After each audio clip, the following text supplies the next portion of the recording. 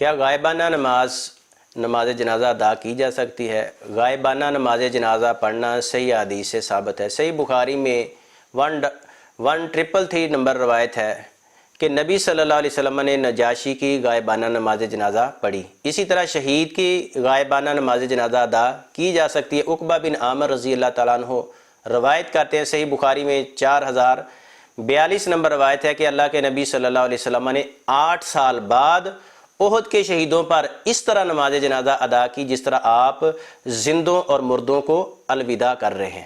اس طرح خودکشی کرنے والے کی نماز جنازہ، خودکشی کرنا بڑا سنگین جرم ہے، کبیرہ گناہ ہے، بڑا اذیت والا معاملہ ہے۔ اللہ کے نبی علیہ الصلوۃ والسلام نے فرمایا، صحیح بخاری میں 1365 نمبر روایت ہے، جو شخص اپنا گلا گھونٹ کر خودکشی کرتا ہے وہ جہنم میں بھی اپنا گلا گھونٹتا رہے گا۔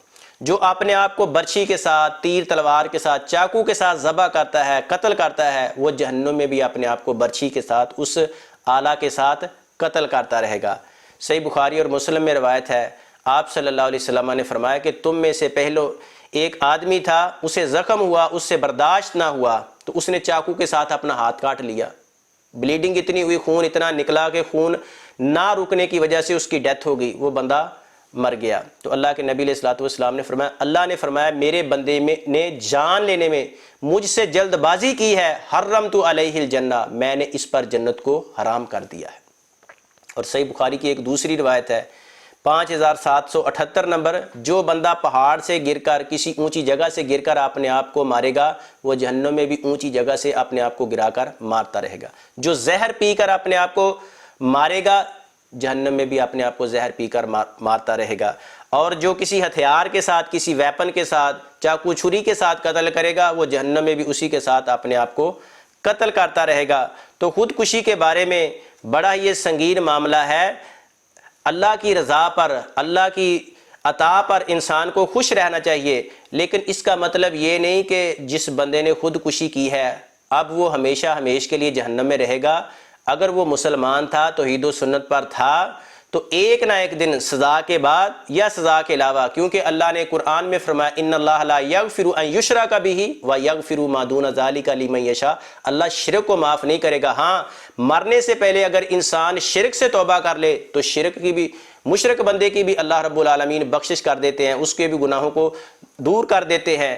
شرک کے علاوہ جس گناہ کو چاہے اللہ معاف کر دے، شرک معاف نہیں ہوگا اگر انسان نے مرنے سے پہلے شرک سے توبہ نہیں کی۔ اگر توحید و سنت پر وہ کاربند تھا، اللہ اور اللہ کے پیغمبر علیہ الصلوۃ والسلام کی اطاعت و فرما برداری کرتا تھا، کسی نادانی کی وجہ سے، جہالت اور لا علمی کی وجہ سے اگر اس نے خودکشی کر لی ہے تو وہ اگر توحید پر تھا تو وہ ایک نہ ایک دن جہنم سے نکل کر جنت کے اندر چلا جائے گا۔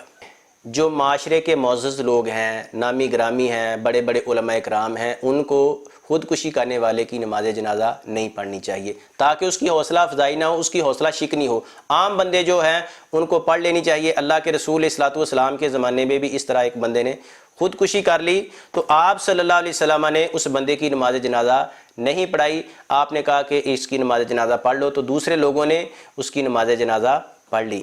تو خودکشی کرنے سے اس انسان مرتد نہیں ہو جاتا یا اسلام سے خارج نہیں ہو جاتا یا وہ کسی اور کیٹیگری میں نہیں چلا جاتا، کیونکہ وہ اگر کلمہ پڑھتا تھا، توحید و سنت پر کاربند تھا، اگر اس سے غلطی ہو گئی ہے، کبیرہ گناہ ہو گیا ہے تو یہ اس کا اور اس کے رب کا معاملہ ہے، وہ سزا بھگتے گا، ایک نہ ایک دن وہ اللہ کی جنت کے اندر چلا جائے گا۔ لیکن معاشرے کے جو خاص لوگ ہیں ان کی حوصلہ افزائی ان کو نہیں کرنی چاہیے، ایسے جنازے میں شرکت نہیں کرنی چاہیے۔ عام لوگ پڑھ لیں اور ان کو مسلمانوں کے قبرستان میں ہی دفن کیا جائے گا، اس کو غسل دیا جائے گا، کفن دفن دیا جائے گا، کیونکہ وہ مسلمان تھا، غیر مسلم، کافر یا مرتد نہیں تھا۔